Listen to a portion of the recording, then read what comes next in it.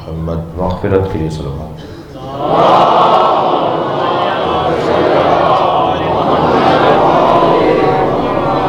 سورہ مبارکہ شورا کی آیہ کریمہ ہے جسے آپ کے سامنے پڑھا گیا۔ اس آیت میں اللہ صاحبان ایمان اور صاحبان کردار کو بشارت عطا کر رہا ہے۔ اللہ کی طرف سے خوشخبری ہے، اور ویسے تو خبر ہے، اگر اللہ کی طرف سے ہو تو ہر خبر خوش خبر ہے۔ در حقیقت خبر بری اور اچھی نہیں ہوتی، اللہ کی طرف سے دی گئی خبر وہ سامنے والا اس قابل نہیں ہوتا کہ اس خوش خبر کو خوش خبر مانے۔ اگر پہلے سے ہی کوئی مشکل ہے تو اسے تو جنت بھی بری لگے گی، اور اگر وہ اس قابل ہے کہ اسے دوزخ کی خبر دی جائے تو شاید وہ اسے اچھا لگے گا۔ اس لیے کہ دوزخ میں بھی بعض لوگ ہوتے ہیں کہ جو چاہتے ہیں کہ دوزخ میں ہی رہیں مگر کچھ اور انداز کی دوزخ ہو جائے۔ کچھ اس دنیا میں بھی ہیں کہ جو ہر اچھی خبر کو اچھا نہیں مانتے اور ہر بری خبر کو برا نہیں مانتے۔ یہ تو انسان ہے کہ جس کی کیفیت قلبی کی وجہ سے خبر اچھی یا بری بنتی ہے۔ اندر کی جو کیفیت ہے وہ اس کی خبر کو اچھا اور برا بناتی ہے۔ تو بہت سارے لوگوں کو آپ خبر دیں گے، کسی کو وہ اچھی لگے گی، کسی کو بری لگے گی۔ زیادہ بھی رک سکتا ہوں اس منزل پر، مگر میں ختم کرتا ہوں بات کو یہ کہہ کر کہ علی کا نام کسی کو اچھا لگتا ہے، کسی کو برا لگتا ہے۔ صلوات پڑھ لیں محمد علیہ۔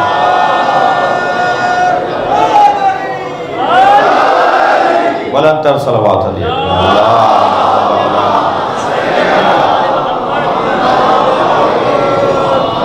تو ضروری نہیں ہے کہ ہر بات ہر ایک کے لیے اچھی ہو۔ یہاں اللہ صاحبان ایمان اور صاحبان کردار کو بشارت دے رہا ہے، اور حق بھی انہی کا ہے کہ جو صاحب ایمان ہو اور صاحب کردار ہو کہ اسے اچھی خبر دی جائے۔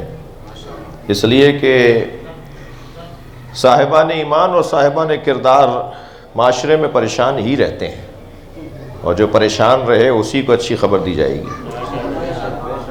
یعنی ایمان کا تقاضا بھی پریشانی ہے اور کردار کا تقاضا بھی پریشانی ہے۔ اور میں کیوں زیادہ کہوں، مولا علی کا قول سنا دیتا ہوں۔ مولا فرماتے ہیں جو میری محبت کو دل میں رکھنا چاہتا ہے وہ پریشانیوں کے لیے تیار ہو جائے۔ صلوات پڑھے محمد وآلہ۔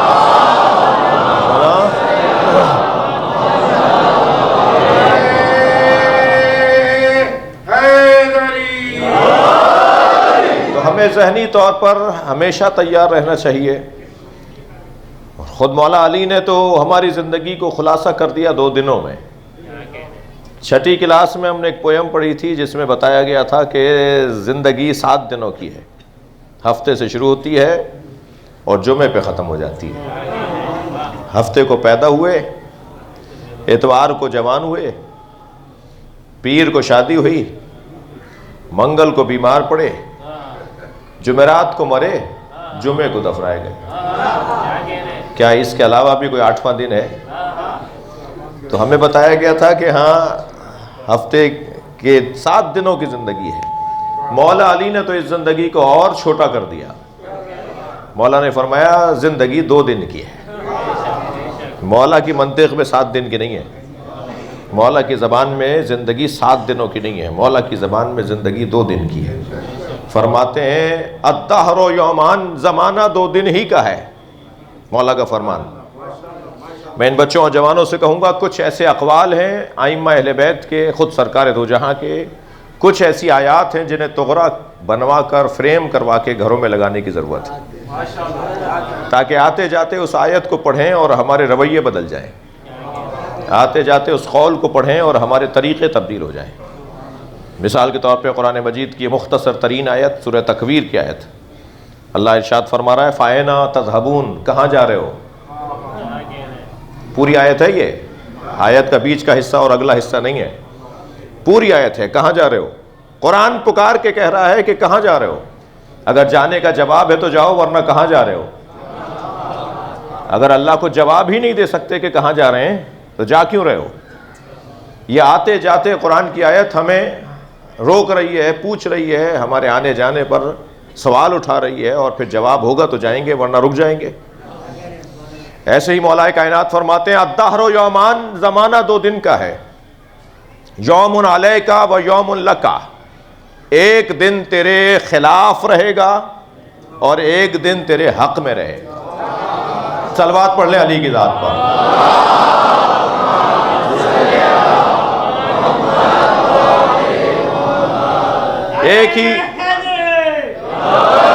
ایک ہی صف میں کھڑے ہو گئے محمود و ایاز، نہ کوئی بندہ رہا۔ کتنا مشہور یہ 2 مصرے شعر ہے۔ یہ جو محمود ہے، یہ محمود سے مراد محمود غزنوی ہے، اور ایاز سے مراد اس کا نوکر، اس کا غلام ایاز ہے۔ تو نوکر اور مالک دونوں ساتھ کھڑے ہو جاتے تھے، تو شاعر نے یہ 2 مصرے باندھ دیے۔ ایاز نوکر ہونے کے باوجود دربار میں وزیروں کے ساتھ بیٹھتا تھا، اور محمود غزنوی کا خاص معتمد تھا اور خاص چہیتا تھا۔ تو وزیروں کا اعتراض ہوا، صاحبان منصب کو اعتراض ہوا کہ یہ کیا ماجرا ہے، نوکر کو بھی وہی احترام جو وزیروں کو احترام ہے۔ تو محمود غزنوی نے کہا کہ یہ ذہین بہت ہے، یہ ہوشیار بہت ہے، اس لیے میں اسے احترام دیتا ہوں۔ کہا جی کیا ذہانت ہے، کیا ہے اس کے پاس فطانت ہے، کیا اس کی ہوشیاری ہے؟ تو آزمانے کے لیے اس نے سارے وزیروں سے کہا کہ ایک جملہ مجھے بتاؤ جو مجھے پریشانی میں بھی کام آئے اور جو مجھے خوشی میں بھی کام آئے، یعنی ایک ہی جملہ انتہائی خوشی میں بھی مجھے کنٹرول کرے اور ایک ہی جملہ انتہائی پریشانی میں بھی مجھے قابو میں رکھے، یعنی دونوں مرحلوں میں جملہ ایک ہی ہو۔ بہت کچھ کہا گیا مگر اس معیار پر وہ جملہ پورا نہیں اترتا تھا۔ آخر میں کہا ایاز تم بتاؤ، کوئی ایک جملہ بتاؤ جو خوشیوں میں بھی کام آئے، غموں میں بھی کام آئے۔ تو ایاز نے کہا حضور یہ وقت بھی گزر جائے گا۔ صلوات پڑھیں ذرا محمد و آل محمد۔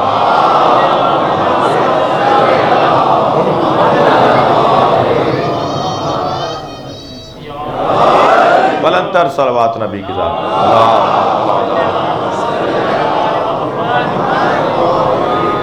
تو عزیزان گرامی، میں تمہیدی بیان سے ترجمے کی تمہید سے گزر رہا ہوں کہ اللہ صاحبان ایمان اور صاحبان کردار کو بشارت دے رہا ہے۔ بشارت انہیں اس لیے دی جا رہی ہے کہ وہ پریشانیوں میں ہی رہتے ہیں۔ جو مومن ہوگا پریشان رہے گا، جو صاحب کردار ہوگا پریشان رہے گا۔ اب ہم سے بار بار نہ پوچھا جائے اور بار بار یہ نہ کہا جائے کہ کب تک جنازے اٹھائیں گے۔ جب تک ایمان کی کیفیات بہتر ہوتی جائیں گی پریشانیاں ہونی ہیں، اور جب تک کردار اور روشن ہوتا چلا جائے گا پریشانیاں ہونی ہی ہیں۔ اور ہم تو جنازے اس لیے اٹھا رہے ہیں کہ ہماری چھتوں پہ علم لگے ہوئے ہیں اور ہماری اذانوں میں خلیفتہ بلا فصل بولا جاتا ہے۔ اور عجیب داستان ہے کہ جس سال اس خلیفتہ بلا فصل کو دہشت گردی کہا گیا، مجلس تو میں نے اسی امام بارگاہ سے، کراچی کے اشرے اسی امام بارگاہ سے پڑھنا شروع کیے تھے جی، ظاہراً 98 یا 97 کی بات ہے۔ تو 2 سال یہاں مسلسل حاضری رہی میری۔ بہت سے لوگ ابھی میں دیکھتا ہوں تو خوشی ہوتی ہے، ابھی موجود ہیں۔ ابھی جناب شکیب صاحب سے جناب کوثر الہ آبادی اللہ مقامہ کا ذکر ہو رہا تھا۔ مولانا مرحوم نجفی صاحب رحلت فرما گئے، ہمارے مہدی بھائی کے والد، اور ایک بڑی تعداد اس علاقے کے معتبر لوگوں کی اس وقت ہمارے درمیان نہیں ہے۔ ان سب کی مغفرت کے لیے بلند تر صلوات۔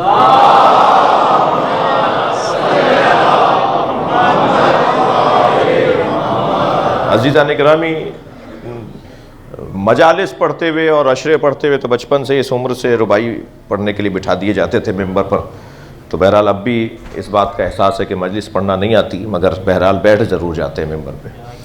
تو مگر اتنی مدت 27 25 26 27 سال ہو جائیں گے، 27 سال تقریباً ہو جائیں گے مجالس پڑھتے ہوئے، مگر کبھی میری مجلسوں میں اس تعداد میں لوگ شیعہ نہیں ہوئے جتنے اس سال ہوئے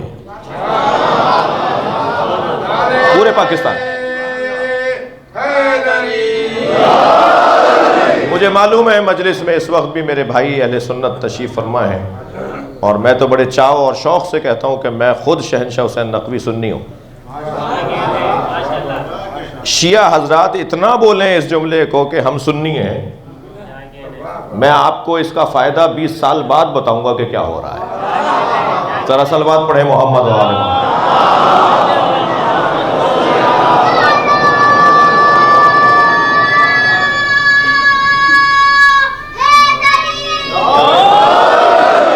کلپ نہ بنائیں بھائی. مجھے پتا ہے یہ 2-4 مخبر بھی ہیں یہاں پر, یہ جو کیمرے لگے ہوئے نا یہ مخبر ہیں, یہ آدھا کلپ بنا کر پھر فساد پھیلائیں گے. میری مراد یہ دوست نہیں ہے, یہ تو محترم ہے میرے, لیکن جب یہ آگے پوری مجلس ڈال دیں گے تو پھر کلپ نکلیں گے آدھے, کیونکہ وہ جس میں چٹخارا اور تڑکا ہوتا ہے نا وہ زیادہ وائرل ہوتا ہے, اور ان کو تڑکا لگتا ہے اور ہمیں کچھ اور لگتا ہے. وہ جب بات ہی آدھی بیان کی جائے گی تو پھر فساد ہی ہوگا نا. تو خدا کے واسطے آدھی بات نہ کریں, اپنی تشیع کی شناخت کے ساتھ کہیں کہ میں سنی ہوں, اپنی نشانیوں کے ساتھ کہیں کہ میں سنی ہوں. جی ختم کیجئے ان الجھنوں کو. میری آرزو ہے کہ سارے شیعہ خود کو سنی کہیں اور سارے سنی خود کو شیعہ کہیں. وقت آئے گا, بہت سے معاملات اب بہتر ہونے جا رہے ہیں. یہ جو آج مسلکوں کے نام ہیں یہ اللہ نے نہیں بنائے, یہ قرآن میں نہیں ہے مسلکوں کے نام جو آج ہمارے ہاں ہیں. قرآن تو بہت ہی معتبر اور پرانی بات ہو گئی, 1400 سال پرانا کلام اللہ کا کلام تو یہ ازلی ہے, 1400 سال پرانا نہیں ہے, کاغذ پر 1400 سال پہلے آیا ہے. لیکن ابھی 200 سال پہلے, 600 سال پہلے, 400 سال پہلے جو آج مسلکوں کے نام ہیں وہ مسلکوں کے نام نہیں تھے. جب 600 سال پہلے کچھ اور تھے, 800 سال پہلے کچھ اور تھے, آج کچھ اور ہیں, کل کچھ اور ہوں گے. کبھی عقائد کے بنیاد پر مسلکوں کے نام پڑے, کبھی فقہوں کی بنیاد پر مسلکوں کے نام پڑے. جی عقائد کی بنیاد پر جب مسلکوں کے نام پڑے تو امامیہ کہلائے, اشعری کہلائے, معتزلی کہلائے. جب فقہوں کی بنیاد پر نام پڑے تو حنبلی کہلائے, شافعی کہلائے, جعفری کہلائے. یہ فقہ کی بنیاد پر نام ہے. وہ جو امامیہ, اثنا عشریہ, ماتریدیہ جی اور اشعریہ اور معتزلیہ, یہ نام علم کلام کی بنیاد, عقائد کی بنیاد پر تھے. کچھ مدت کے بعد یہ نام بھی بدلے جائیں گے, اور انشاءاللہ جس طرف ماحول جا رہا ہے اب نام پڑیں گے یا حسینی رہیں گے یا یزیدی. صلوات پڑھ لیں ذرا محمد و آل محمد.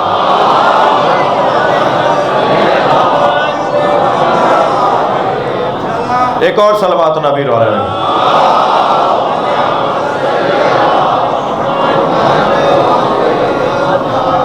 اب ماحول بہت تیزی سے اپنے ایک صحیح سمت پر اب ٹریک ٹھیک ہوتا جا رہا ہے ایسا ایسا.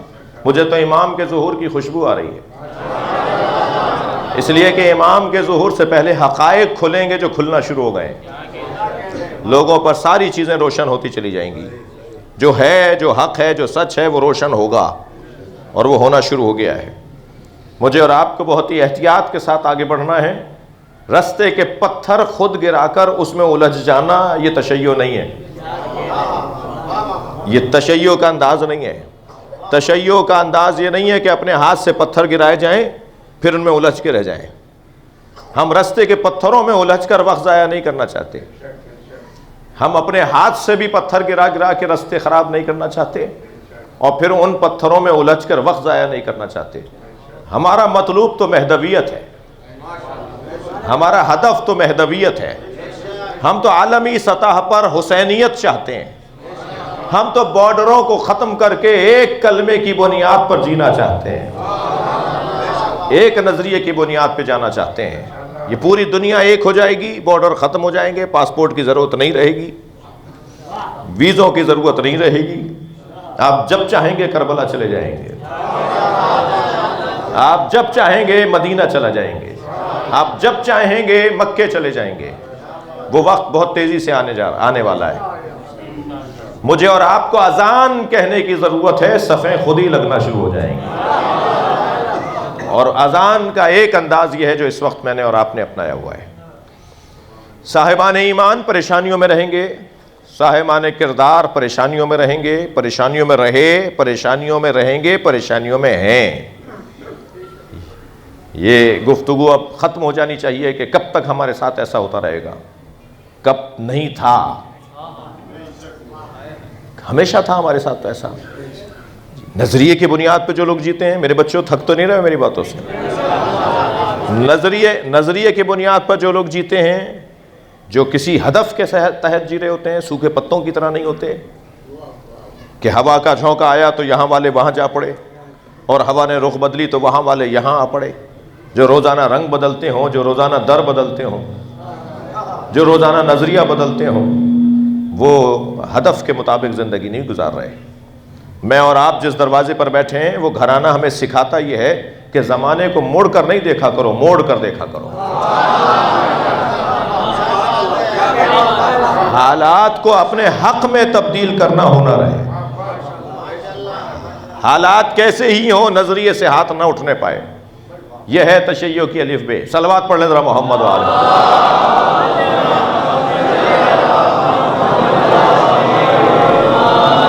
تو بشارت صاحبان ایمان کو اور صاحبان کردار کو کیا ہے؟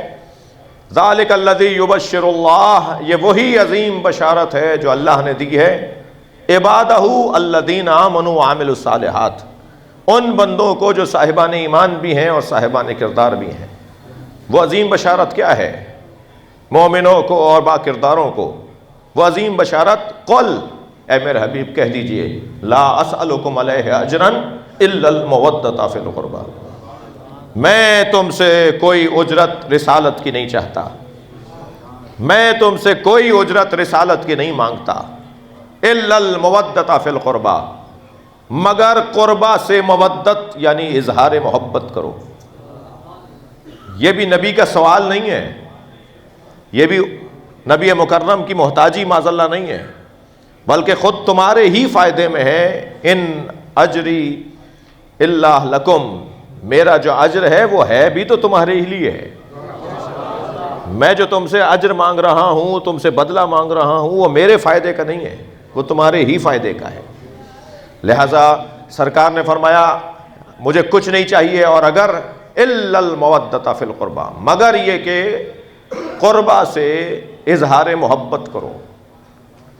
دیکھیں بہت روشن آیت ہے، بہت ہی واضح آیت ہے۔ اللہ اپنے حبیب کے ذریعے سے کہلوا رہا ہے کہ قربہ سے اظہار محبت، میرا اور آپ کا کام قربہ سے اظہار محبت ہے۔ محبت جب دل میں رہے تو یہ محبت ہے، جب یہ ٹپکنے لگے، ظاہر ہونے لگے، جب یہ جلوہ کرنے لگے، جب یہ تجلی کرنے لگے تو پھر محبت نہیں رہتی، مودت ہو جاتی ہے۔ ہم سے قربہ کی محبت نہیں مانگی گئی ہے جو یہ کہہ کے ٹلا دیں کہ ہم بھی تو چاہتے ہیں، ہم بھی تو مانتے ہیں، یہ کہہ کے ٹلانا نہیں ہوگا۔ اب یہ کہہ کے جان نہیں چھٹے گی کہ ہم بھی مانتے ہیں، ہم بھی مانتے ہیں اور انہیں بھی مانتے ہیں نہیں ہوگا، انہی کو ماننا ہوگا۔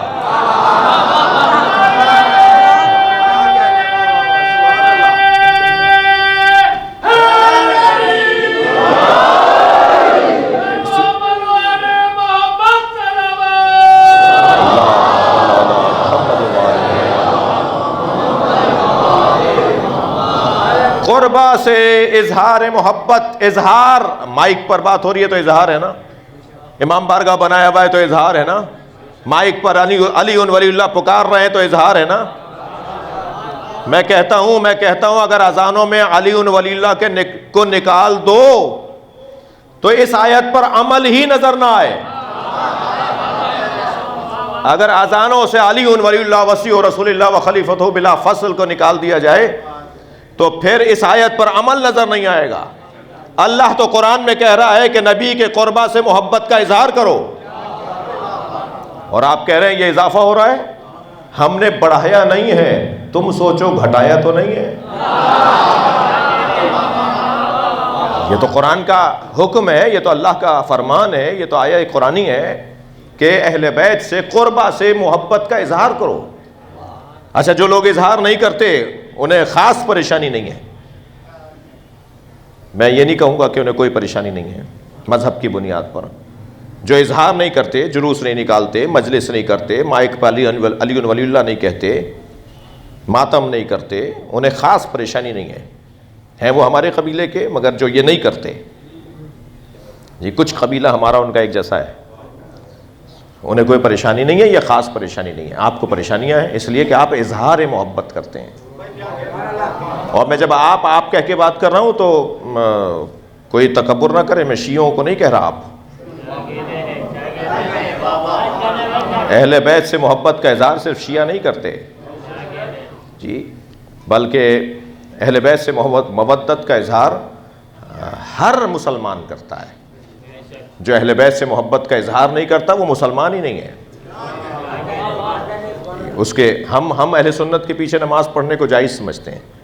میں خود اس پہ عمل کرتا ہوں، صرف تقریر نہیں کرتا. جب کبھی ایسا ہوتا ہے اہل سنت عالم کھڑا ہوا ہے تو میں اس کے پیچھے نماز پڑھتا ہوں، ہاتھ کھول کے پڑھتا ہوں، سجدہ رکھ کے پڑھتا ہوں. اور انہیں معلوم بھی ہو جاتا ہے کہ کوئی شیعہ ہمارے پیچھے نماز پڑھا. اور میں اسی حلیے میں زیادہ تر رہتا ہوں تو یہ بھی پتہ چل جاتا ہے کہ شیعوں کا کوئی بہرحال غیر ذمہ دار نہیں ہے. صلوات پڑھ لیں ذرا محمد والے.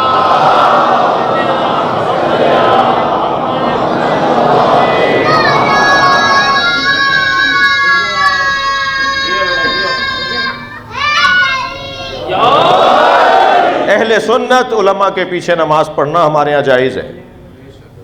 ہمارے ہاں اہل سنت علماء کے پیچھے نماز پڑھنا جائز ہے. اور نماز وہی صحیح ہے، بعد میں گھر جا کے بھی دوبارہ نہیں پڑھنی.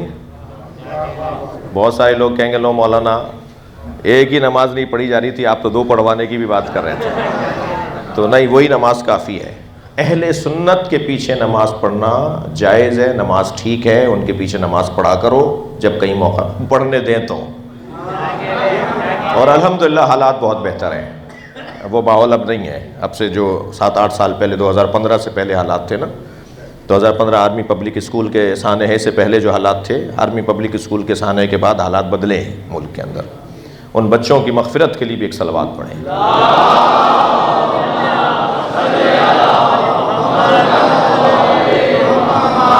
تو اہل سنت علماء کے پیچھے نماز پڑھنا جائز ہے. اہل سنت کی شکل میں کچھ اہل سنت کہلاتے ہیں جنہیں سنی ماننے کو تیار نہیں ہے.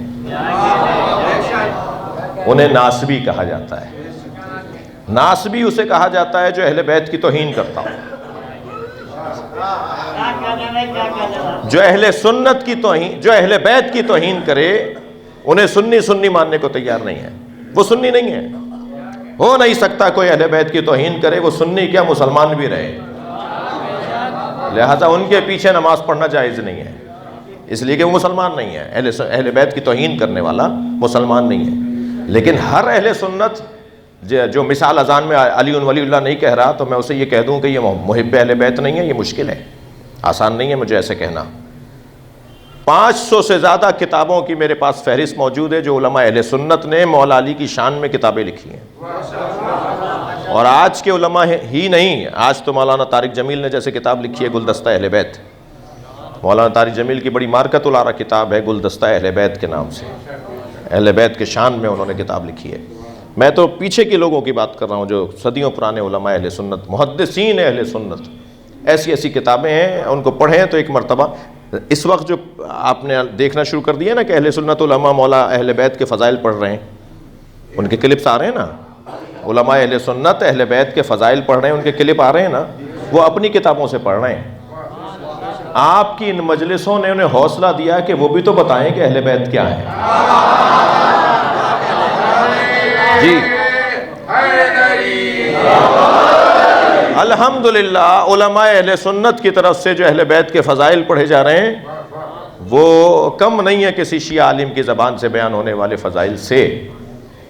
ابو الحسن ابن مغازلی حنفی عالم دین اہل سنت کے، تھکے تو نہیں ہیں آپ میری باتوں سے؟ اہل سنت کے محدث ہیں، عالم دین ہیں. ابو الحسن ابن مغازلی حنفی عالم دین ہیں. ان کی کتاب ہے مناقب امیر المومنین علی بن ابی طالب. اس میں وہ پہلے ہی صفوں پہ لکھتے ہیں، ابتدائی صفوں میں انہوں نے لکھا کہ میں نے علی کے فضائل پر یہ کتاب اس لیے نہیں لکھی کہ میں شیعہ ہوں. میں نے علی کے فضائل پر یہ کتاب اس لیے لکھی ہے کہ علی کی ایک فضیلت لکھنے کا ثواب نبی نے فرمایا ہے 1000 گناہوں کی معافی.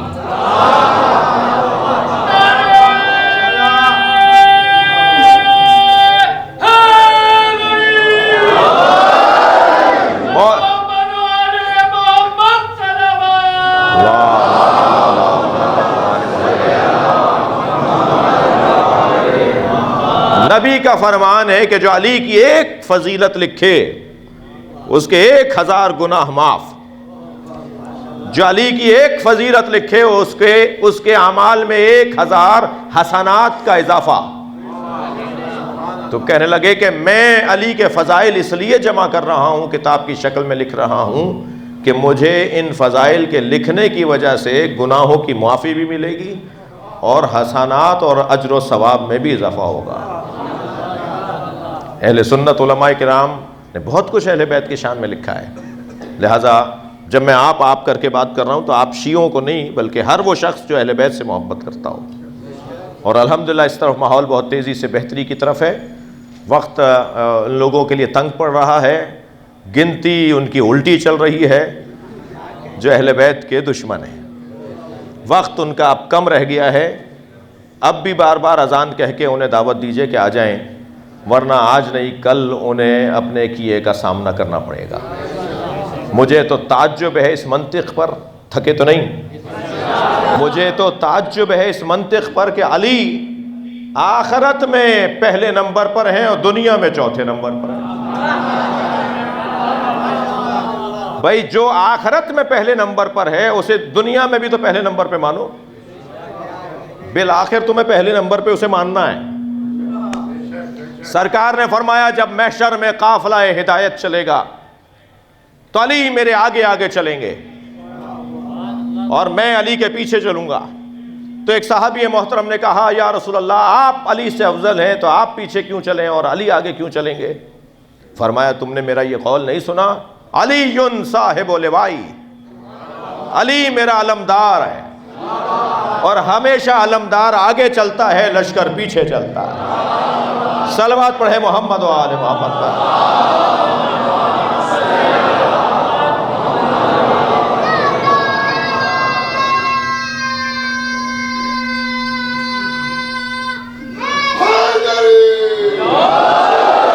فرمایا فاطمہ تو بضعۃ منی، فاطمہ میرا ٹکڑا ہے، جس نے اسے اذیت پہنچائی اس نے مجھے اذیت پہنچائی، جس نے اسے راضی رکھا اس نے مجھے راضی رکھا۔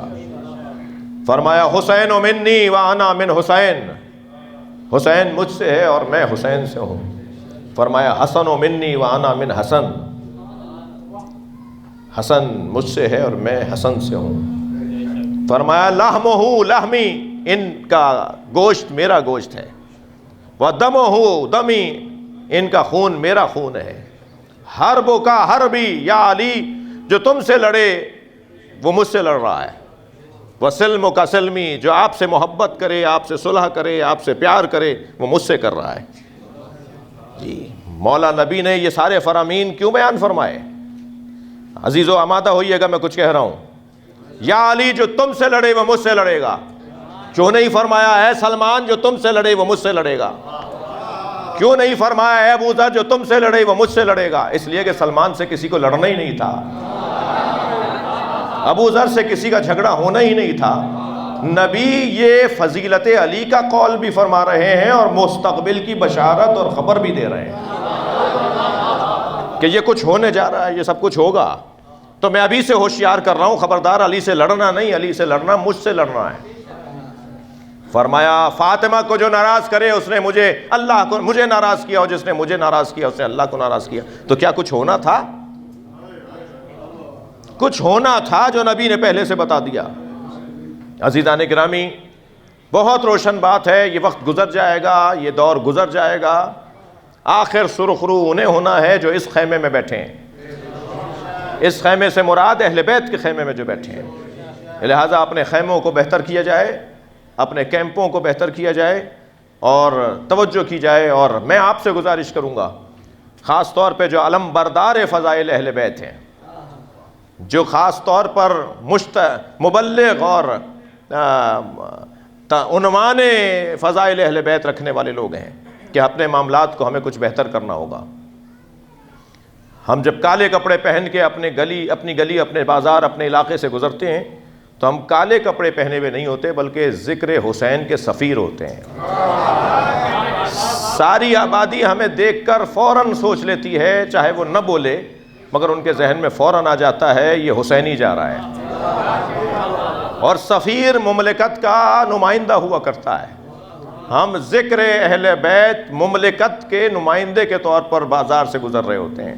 حسینیت زندہ باد، حسینیت زندہ باد، حسینیت مردہ باد، حسینیت مردہ باد، اہل بیت کے دشمنوں پر لعنت، بے شمار، بیوی سیدہ کو دربار بلانے والوں پر لعنت، بے شمار، سیدہ جلانے والوں پر لعنت، بے شمار، حسین کے قاتلوں پر لعنت، بے شمار، حیدری یا علی یا علی یا علی مدد،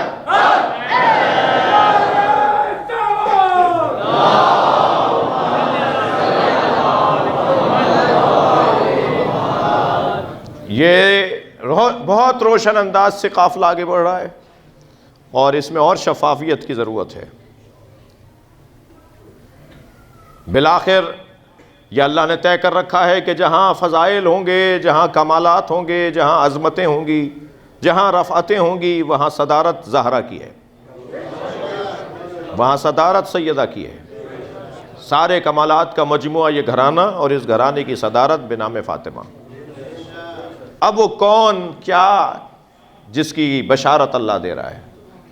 صاحبان ایمان اور صاحبان کردار کو بشارت ہے، قل کہہ دیجئے میرے حبیب، لا اسألکم علیہ اجرا الا المودۃ فی القربہ، مجھے کچھ نہیں چاہیے سوائے یہ کہ قربہ سے اظہار محبت کرو۔ وَمَن يَقْتَرِفْ حَسَنَةً نَزِدْ لَهُ فِيهَا حُسْنًا، اور جس نے ایک حسنہ پا لیا ہم اس کے حسن ہی حسن میں اضافہ کریں گے۔ وہ حسنہ کیا ہے؟ جسے راضی کر لیں تو پھر 13 مرد معصومین کا حسن ملتا ہے۔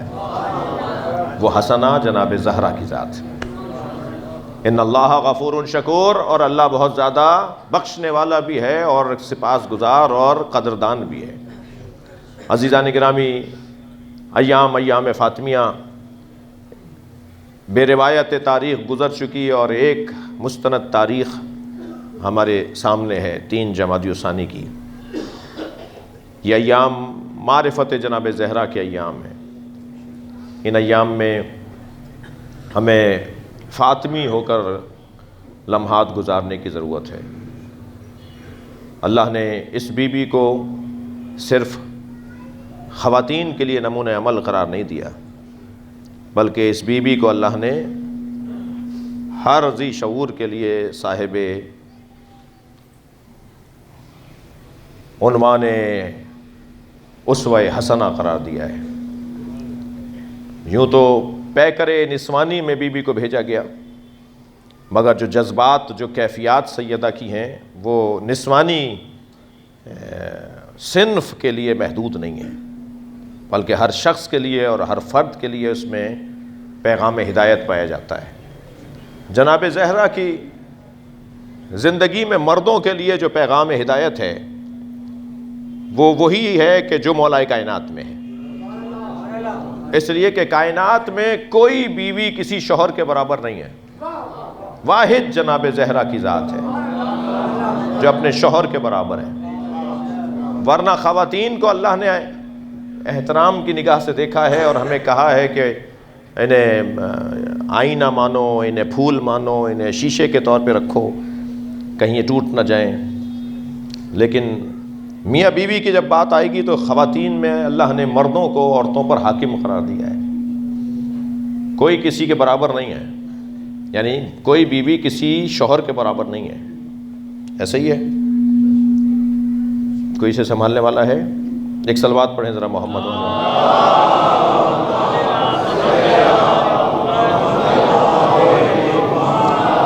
کوئی زوجہ کسی شوہر کے برابر نہیں ہے، کف نہیں ہے کسی کا۔ مثلاً توجہ چاہوں گا، مثلاً خواتین اپنے شوہر کی اور زوجہ اپنے شوہر کے ماتحت رہے گی۔ کچھ حقوق ہیں جو شوہر کو دیے گئے ہیں، کچھ حقوق ہیں جو زوجہ کو دیے گئے ہیں۔ برابری کی بنیاد تو کسی نبی کی زوجہ کے ساتھ نہیں تھی۔ ہماری جانیں قربان، ہماری نسلیں قربان، ہمارے اجداد قربان جناب خدیجہ کی جوتیوں پر، مگر جناب خدیجہ بھی نبی کے برابر نہیں ہے۔ تمام تر عظمتوں کے باوجود سرکار دو جہاں جیسی نہیں ہے۔ لیکن جناب زہرا واحد زوجہ ہیں جو علی جیسی ہیں. لولا علی لما کانا لفاطمہ کفن علی وجہ الارض. اگر علی نہ ہوتے تو فاطمہ کا کوئی ہمسر نہ ہوتا، فاطمہ کے کوئی برابر نہ ہوتا. تو برابری کی بنیاد پر اگر کوئی ہے تو وہ یہی جوڑا ہے جو مولا علی اور جناب زہرا کو جوڑا ہے. اب جب برابری کی بات کر رہے ہیں تو میرے بچوں جوانوں، معاذ اللہ قد کی بات نہیں ہو رہی، معاذ اللہ کسی اور عنوان کی بات نہیں ہو رہی. برابری کس بات میں مولا علی جیسی ہیں جناب زہرا؟ وہ کیا عنوان ہے جس میں مولا علی جیسی ہیں جناب زہرا؟ مولا علی کے کمالات کی ایک فہرست بنائیے. صلوات پڑھ لیں محمد و آل محمد.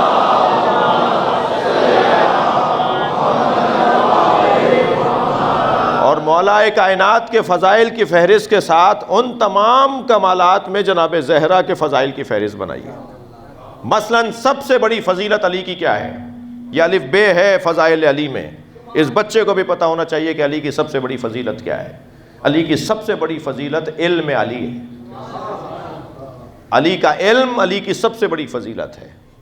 یہ دعویٰ انبیاء کرام اصحاب کرام میں کسی نے نہیں کیا.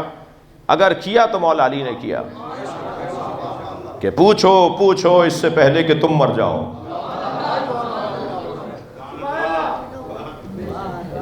ترجمہ ٹھیک کیا ہے میں نے؟ پوچھو اس سے پہلے کہ میں مر جاؤں، یہ نہیں کہا علی نے. علی کیا، علی کی نہج البلاغہ کوئی نہیں مار سکتا. علی مولا نے یہ نہیں کہا کہ اس سے پہلے کہ میں مر جاؤں، کہا اگر نہیں پوچھو گے تو تم مر جاؤ گے. سلونی قبل ان تفقدونی. پوچھو اس سے پہلے کہ تم مر جاؤ، گم ہو جاؤ، مفقود ہو جاؤ، تاریخ میں گم ہو جاؤ گے اگر علی سے نہیں پوچھو گے.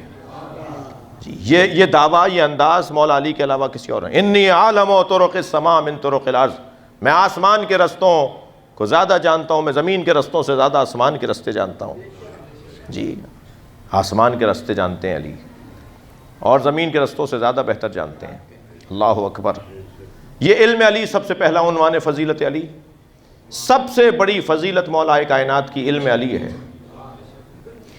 اور علم علی کی بات جب کریں تو پھر علم زہرا کی بات کریں تو معلوم ہو کہ دونوں کیسے برابر ہیں.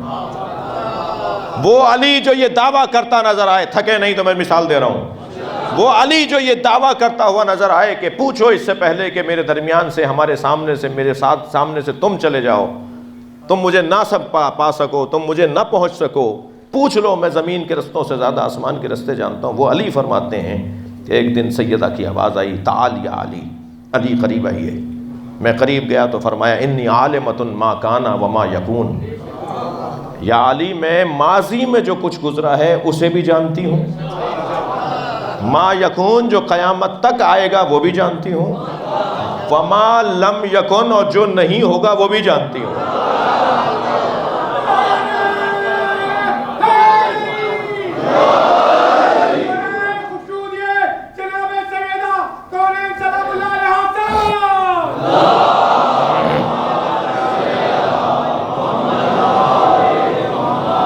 مولا فرماتے ہیں میں الٹے پیر واپس ہوا اور سرکار کی خدمت میں گیا اور میں نے کہا یا رسول اللہ، فاطمہ نے آج مجھ سے یہ کہا کہ میں یہ بھی کہا کہ میں ماضی میں جو کچھ ہوا جانتی ہوں، جو آگے ہونے والا ہے وہ بھی جانتی ہوں، اور جو نہیں ہوگا وہ بھی جانتی ہوں. یا رسول اللہ یہ کیا جملہ ہے؟ اچھا اگر مولا کائنات نے جا کے نبی سے نہ پوچھا ہوتا اور یہ حدیث نہ بنی ہوتی تو آج بیان بھی نہ ہوتی. فلسفہ اس سوال کا یہ روشن ہے کہ فضائل بیان ہوں.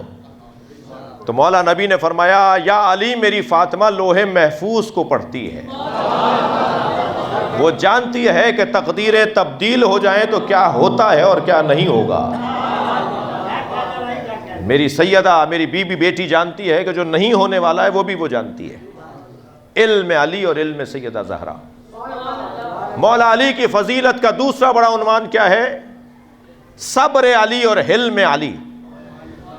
حلم کہیے یا صبر کہیے، ملتے جھلتے مفاہیم ہیں، اور علم کا نتیجہ حلم ہے.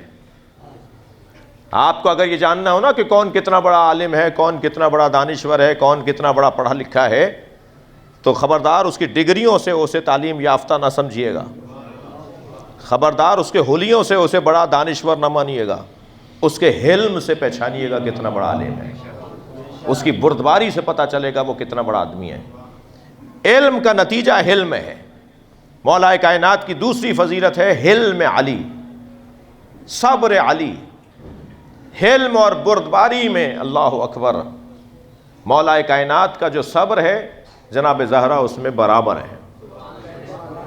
علی کی فضیلت کا تیسرا بڑا عنوان سخاوت علی۔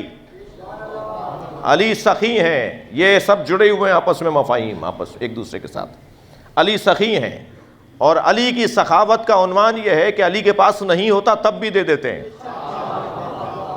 یہ ہوتا ہے تب دیتے ہیں تو یہ تو سبھی کرتے ہیں، یہ سبھی کر سکتے ہیں، مگر ہنر مولا کائنات کی سخاوت کا یہ ہے کہ علی کے پاس نہیں ہوتا تب بھی دے دیتے ہیں۔ ایک بچہ کہنے لگا مولانا کیا باتیں کر رہے تھے، یہ مشکل باتیں کر کے آپ مجلس سجا رہے تھے، یہ کیسے ہوتا ہے، کیسے ہوگا، کچھ نہیں ہوگا تو ہم دیں گے کیسے؟ میں نے کہا کیا ہے تمہارے ذہن میں؟ مولانا پیسے ہوں گے تو ہم دیں گے۔ میں نے کہا نہیں، تم دینے والے ہوتے تو تمہارے پاس پیسہ ہوتا۔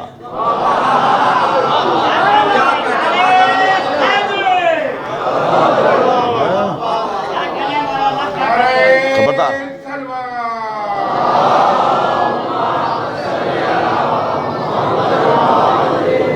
یہ قرآن کی آیت ہے بھائی، میں اپنی طرف سے نہیں کہہ رہا۔ والذین ينفقون فی السراء والضراء، ایک گھرانہ ایسا بھی ہے، ایک قبیلہ ایسا بھی ہے جو دارائی میں بھی دیتا ہے، ناداری میں بھی دیتا ہے۔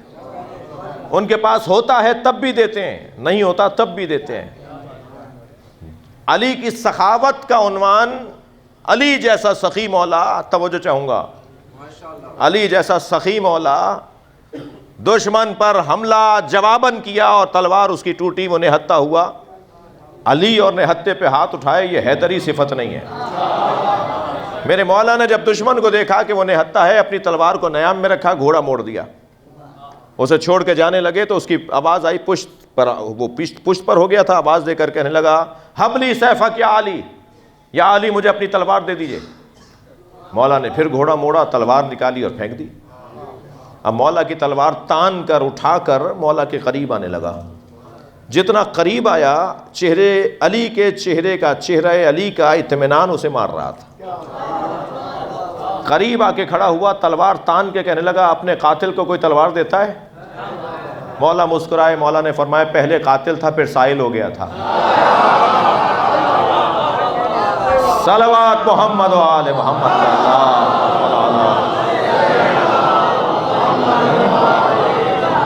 مولا کے قدموں میں گر گیا، معافیاں مانگنے لگا، توبہ کرنے لگا، اور مولا نے کہا اب کلمہ پڑھا۔ تو حسن خلق کے علی سے لوگ مسلمان ہو رہے ہیں۔ سخاوت علی، سیدہ کی سخاوت کا عالم یہ ہے کہ دروازے پہ مانگنے والا تو ایک اسیر، یتیم اور مسکین تھا نا، مسکینن کہا ہے سورہ مبارکہ سورہ مبارکہ فجر میں، سورہ دہر میں، معاف کیجیے گا، سورہ انسان میں، سورہ دہر میں مسکینن یتیمن واسیرا، مساکین نہیں کہا ہے، یتامہ نہیں کہا ہے قرآن نے، اسارا نہیں کہا ہے قرآن نے، مسکین آیا تھا، ایک آیا تھا، ایک یتیم آیا تھا، ایک اسیر آیا تھا۔ روٹیاں 5 کیوں دیں؟ سب بھی افطار کر لیتے، اسے بھی ایک روٹی دے دیتے۔ یہ ایک مسکین، روٹیاں اسے 5 مل رہی ہیں۔ جناب مرزا صاحب تشریف فرما ہیں، صاحبان ادب اور اہل قلم بیٹھے ہوئے ہیں۔ شاعری میں ایک کیفیت ہوتی ہے آمد کی اور ایک کیفیت ہوتی ہے آورد کی۔ بعض اوقات قلم اٹھائے بغیر پورا کلام ہو جاتا ہے، یہ آمد ہے۔ مطلع ہوا، پھر شعر ہوا، پھر دوسرا ہو گیا، پھر تیسرا ہو گیا، اب تو قلم روکنا پڑتا ہے بھائی، 25 شعر ہو گئے جی۔ اور جو بزرگ شاعر ہیں جنہوں نے تھوڑی سی ہمارے ساتھ بے رحمی کی ہے، انہوں نے یہ بے رحمی کی ہے کہ جب 30-40 ان کے پاس شعر ہو جاتے ہیں تو 4-5 ان لوگوں کو دے دیتے ہیں جو وہاں باہر جا کر کہتے ہیں کہ میرا کلام ہے، اور وہ آخر میں بس ایک مصرع تو انہیں کہنا آتا ہی ہے، وہ مقطع اپنا جوڑ لیتے ہیں، اور پھر سارا مجمع سمجھ رہا ہوتا ہے کہ یہ کلام کہہ کے لائے ہیں۔ وہ تو جب معلوم ہوتا ہے جب ان کا انتقال ہو جاتا ہے کہ وہ ایک نہیں مرے ہیں، 25 لوگ مر گئے۔ ذرا صلوات پڑھ لیں محمد و آل۔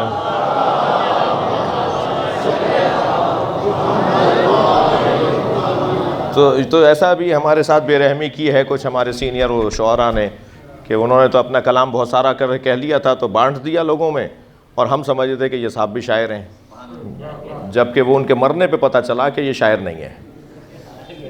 تو آمد کی کیفیت میں ایک شاعر ایک ساتھ بیٹھے بیٹھے جو ہے 50 شعر کہہ لیتا ہے، اور بعض اوقات ایک مصرے پہ اسے مہینہ لگ جاتا ہے اور مصرع ہی نہیں ہو کے دے رہا۔ ایسے ہی ہے، مصرع ہی نہیں ہو کے دے رہا، سوچ سوچ کے تھک گیا، بار بار کاٹ کاٹ کے کاغذ بھر دیے، مگر شعر نہیں ہو رہا۔ یہ وہ جو کیفیت ہے وہ آمد کی ہے۔ اور پھر کہتا ہے بھائی کل محفل ہے، اتنے دن سے کہہ رہا ہوں مصرع ہو کے نہیں دے رہا، تو بس باندھ دو کچھ بھی۔ وہ جو کچھ بھی باندھ دو، شاعری کی زبان میں بول رہا ہوں کہ کچھ بھی مصرع باندھ دو، تو پھر وہ آمد نہیں ہے، وہ آورد ہے، وہ بھرتی ہے۔ ہاں، شاعری میں بھرتی بھی بولتے ہیں اس کو، بھرتی ہے، تک بندی ہے، بھرتی ہے۔ بس مصرع ہو گیا، سارا مجمع کہے گا جب سارے مصرے بہت اچھے تھے تو ایک مصرع بھی ایسی داد ملے گی کہ وہ سوچنے والے سوچیں گے نہیں کہ ہلکا ہے، مگر وہ ہو جاتا ہے۔ ایسا ہی ہے، اسے آورد کی کیفیت کہا جاتا ہے۔ جو بڑے شاعر ہوتے ہیں نا، جو کوہنہ مش جیسے ریحان بھائی کی کل برسی تھی، جو بڑے زیادہ کہنے والے شاعر ہوتے ہیں، وہ آمد کی کیفیت انہیں ہوتی رہتی ہے، اور وہ شعر پہ شعر، شعر پہ شعر کہتے چلے جاتے ہیں۔ عزیزان گرامی، جیسے ادیبوں کے ہاتھ شاعری میں آمد کی کیفیت ہوتی ہے، اہل بیت کے ہاں سخاوت میں آمد کی کیفیت۔ توجہ چاہوں گا، مجھے نہیں معلوم آپ نے کتنا لطف لیا اس بات کا، میں نے تو اسے لطف لے کر آپ کو سنایا ہے۔ مانگنے والا ایک تھا، 5 اس لیے دے رہے ہیں، یہ آمد والے لوگ ہیں۔ صلوات پڑھیں محمد و آل محمد پر۔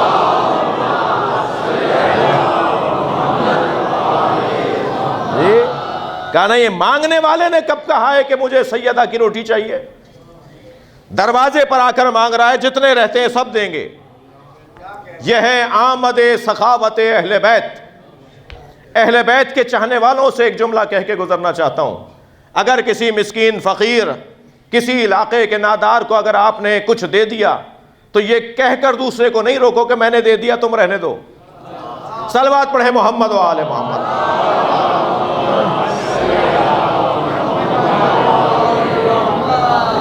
اس کے 2 نقصان ہیں، ایک تو تم ریاکاری کر گئے یہ کہہ کے کہ میں نے دے دیا، پتہ ہی نہیں تھا کسی کو، تم نے بتا دیا میں نے دے دیا۔ تم نے اللہ کی خاطر دیا تھا تو اسے کیوں بتا دیا کہ میں نے دے دیا؟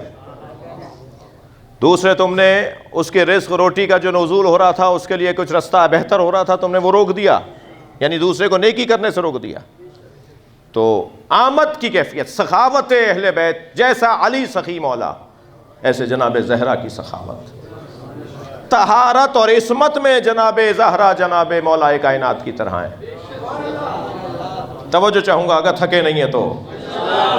طہارت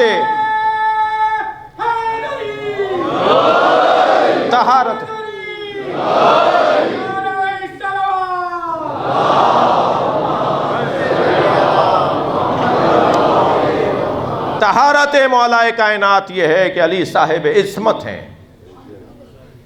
علی کی زندگی میں کوئی لمحہ غیر طاہر نہیں آئے گا، تبھی سب کے دروازے مسجد سے بند کیے مگر علی کا کھلا رہا۔ علی کی زندگی میں ایک لمحہ بھی نہیں آئے گا جو غیر طاہر ہو، غیر مطہر ہو، طہارت سے ہٹ کر ہو۔ علی کی طہارت مسلم ہے، دائمی ہے، ہمیشگی ہے، غالب ہے۔ علی کی طہارت جب اس درجے کی ہے تو سیدہ کف علی ہے، تو سیدہ کی طہارت بھی اسی درجے کی ہے۔ مجھے کوئی کائنات کی عورت بتاؤ جس کے ہاں بچے کی ولادت ہو اور وہ فوراً نماز پڑھے۔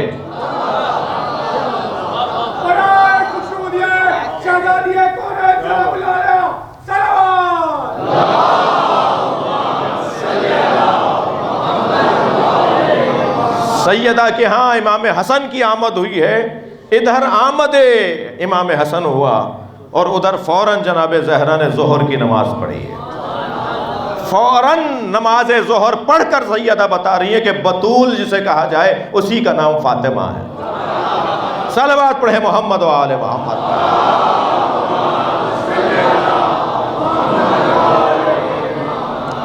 طہارت علی اور کمالات حیدریہ کے اندر ایک کمال شہادت ہے۔ شہادت ایک کمال ہے مولا کائنات کا۔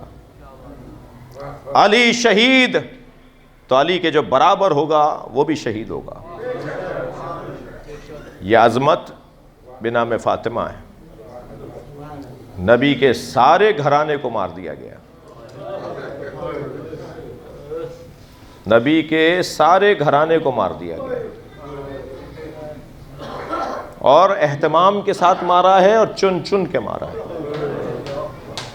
سج سج کے مارا ہے, ٹھہر ٹھہر کے مارا ہے, اہتمام کر کر کے مارا ہے. مارنے کی منصوبہ بندیاں کی ہیں, حادثے نہیں ہوئے ہیں, اتفاقات نہیں ہوئے ہیں, ہو گیا نہیں ہے, بلکہ طے شدہ منصوبے کے تحت بیٹھ بیٹھ کر طے کیا کہ پہلے ہاتھ کون اٹھائے گا.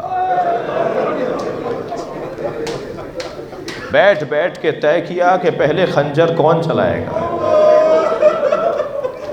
باقاعدہ میٹنگیں اور اجلاسات ہوئے ہیں کہ پہلا تیر کون مارے گا. نبی کی اولاد جنہیں چادر میں سرکار نے لیا, چادر مانگی جناب زہرا سے, کچھ دیر بعد امام حسن, پھر امام حسین, پھر مولا علی, پھر جناب زہرا اس چادر میں آ گئیں. ان نبی کے گھرانے کے افراد کی مصیبتیں سنیں گے آپ. سیدہ پہ جلتا ہوا دروازہ گرا دیا, اجرکم اللہ, اجرکم اللہ.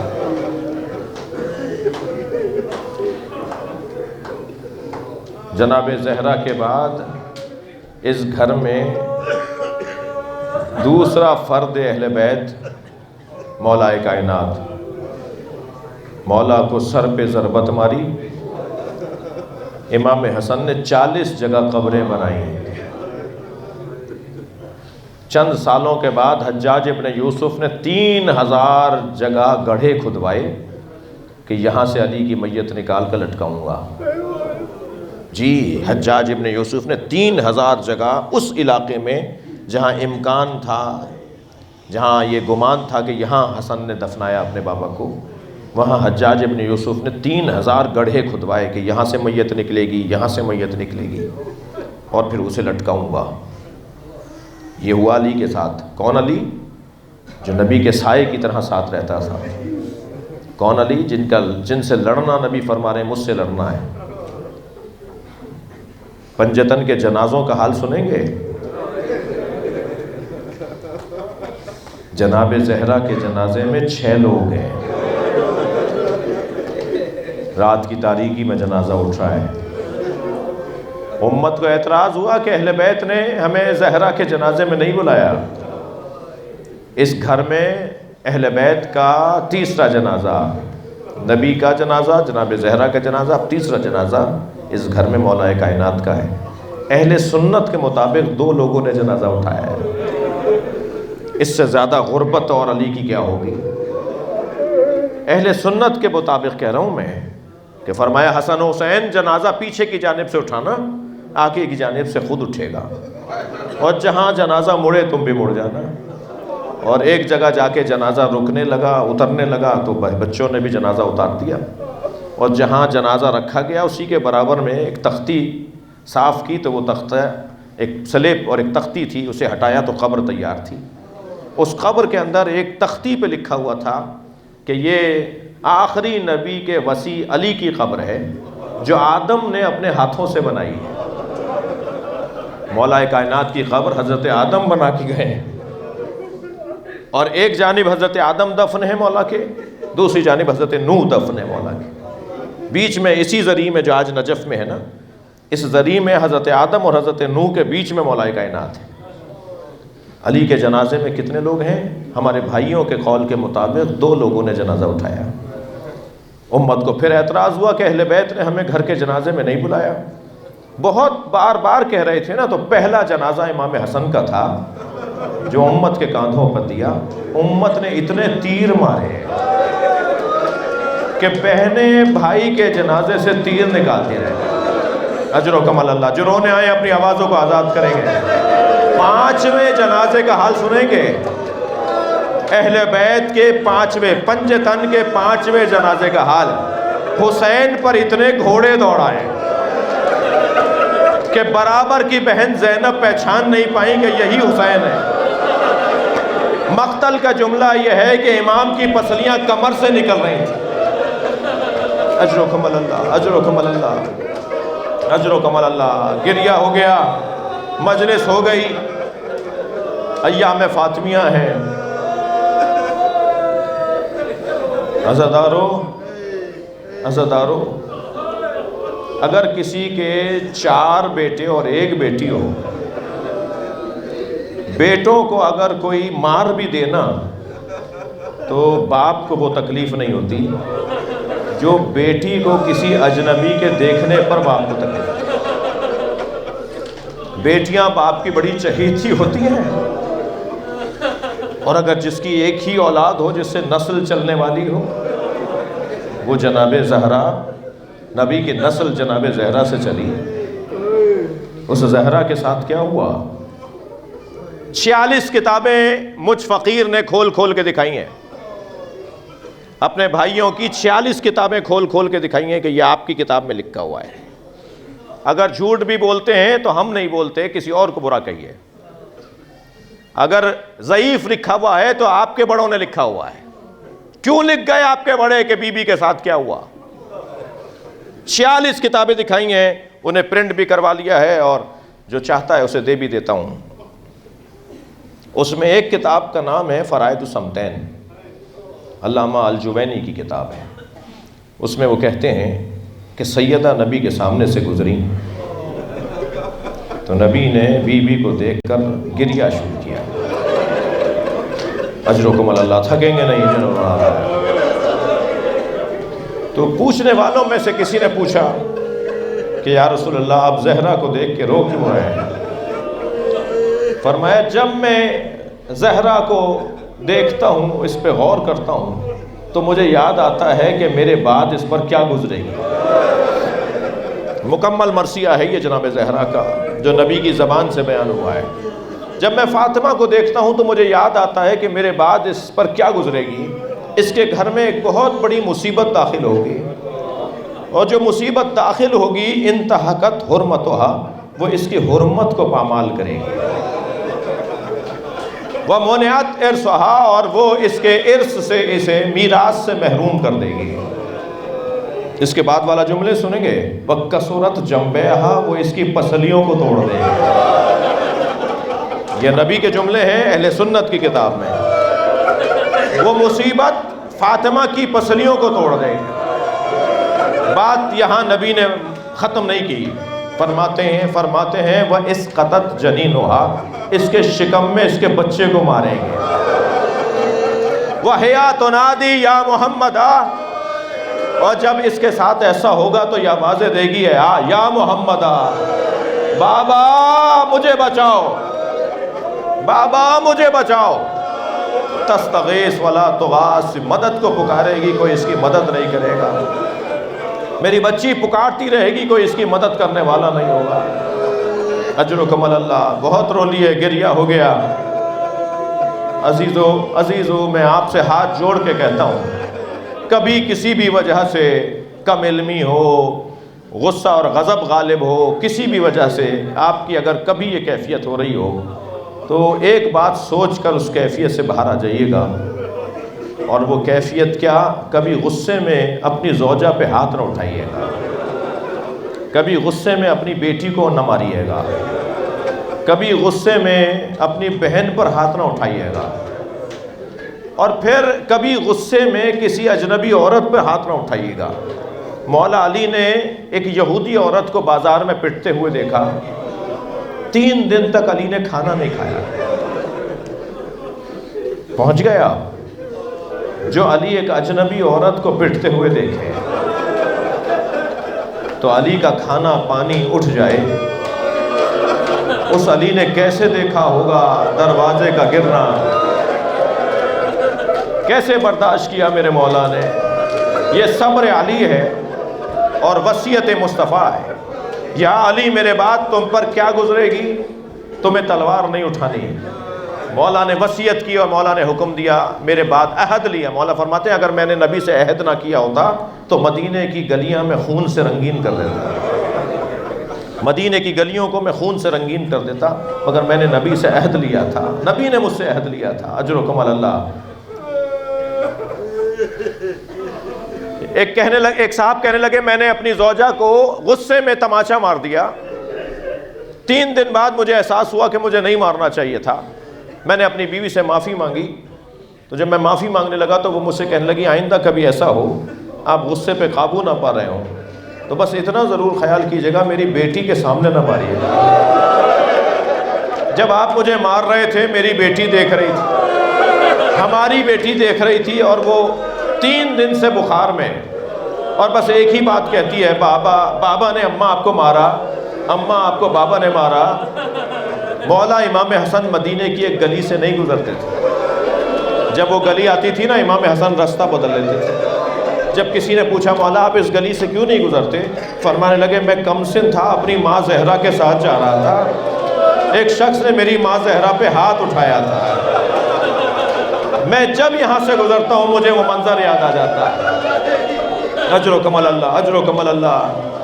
گریہ ہو گیا، مجلس مکمل ہو گئی۔ عزادارو جب جنازہ جناب زہرا کا تیار ہو گیا نا تو مولا کائنات نے آواز دی ہلمو یا حسن یا حسین تزودوا امکم، آؤ حسن و حسین، زینب ام کلثوم، آؤ اپنی ماں کا آخری دیدار کر لو، اب تمہیں ماں کا دیدار قیامت میں نصیب ہوگا۔ تو بچے دوڑے ہوئے آئے ماں کے جنازے پر۔ یہ میرے محترم عزاداروں کے ذہن میں ہے کہ جناب زہرا کی وصیت تھی میرے جنازے میں کوئی شریک نہ ہو، رات کی تاریکی میں دفنا دیا جائے۔ آیت اللہ فاطمیہ سے میں نے یہ مصائب کے جملے سنے، وہ فرما رہے تھے کہ جب حسن و حسین جنازے پر آتے تو روتے نا، ماں کو رخصت کر رہے ہیں، رو رہے تھے، روتے تو آواز بلند ہوتی، گلی کوچے میں جاتی، محلے کو معلوم ہوتا، لوگ جمع ہو جاتے اور جنازے میں زہرا کی وصیت پہ عمل نہ ہو پاتا۔ وہ فرماتے ہیں جب حسن و حسین جنازے پہ آئے تو رو ایسے رہے تھے کہ اپنی آستینوں کو دانتوں میں دبایا ہوا تھا۔ آج آپ کو بلند آواز سے روک کوئی نہیں روک رہا، کوئی نہیں روک رہا کہ آپ اونچی آواز میں نہ روئیں، لیکن حسن و حسین جب ماں کے جنازے پر آئے اپنے دانتوں میں آستین دبائی ہوئی تھی اور یہ بچے رو رہے تھے، سارے بچے زہرا سے لپٹ کے رو رہے تھے۔ ان بچوں میں حسین مولا کہہ رہے تھے بابا میری ماں تو مجھے گلے لگاتی تھی۔ زہرا نے دونوں ہاتھ پھیلا دیے۔ بی بی کی شہادت کے بعد بی بی کا یہ پہلا معجزہ تھا، کفن کھلنا شروع ہوا، دونوں ہاتھ بلند ہو گئے، حسین کو سینے سے لگایا، دونوں ہاتھ حسین کی پشت پہ رکھ دیے، اور بعض حدیثوں میں تو یہ ہے کہ ایک طرف حسن نے سر رکھا ہوا تھا، ایک طرف امام حسین نے سر رکھا ہوا تھا، دونوں بچوں نے سر بی بی کے سینے پہ رکھے ہوئے تھے اور بی بی نے دونوں ہاتھ دونوں بچوں پہ رکھے ہوئے تھے، اور 3 رونے کی آوازیں آ رہی تھیں، حسن و حسین و جناب زہرا کے رونے کی آواز آ رہی تھی۔ جب میرے مولا نے غور سے دیکھا تو زہرا بھی رو رہی تھی۔ اس کیفیت کو دیکھ کر ایک مرتبہ ہاتف غیبی کی آواز آئی علی حسن و حسین کو ماں سے علیحدہ کر لو، اس لیے کہ اس منظر کو دیکھ کر فرشتوں میں کوہرام بپا ہے۔ میں مجلس مکمل کر رہا ہوں، میرے لال بیٹھ جاؤ، میں مجلس مکمل کر رہا ہوں۔ عزادارو کتنے چاؤ سے، کتنی محبت سے، کتنے اہتمام سے میرے مولا علی نے حسن و حسین کو ماں سے علیحدہ کیا ہوگا، پیشانی پہ بوسہ دیا ہوگا، پیار کیا ہوگا، حسن ماں کو جانے دو، حسین ماں کو جانے دو، بچوں اٹھ جاؤ، چاہے ماں کا جنازہ اٹھا لیا جائے، سلام ہو سکینہ پر۔ حسین کے لاشیں سے اٹھائی جا رہی ہیں تو تازیانہ مارا جا رہا ہے، تماچا مارا جا رہا ہے، اور بچی مڑ مڑ کے بابا کو دیکھ رہے، بابا تمہیں اللہ کے حوالے کیا۔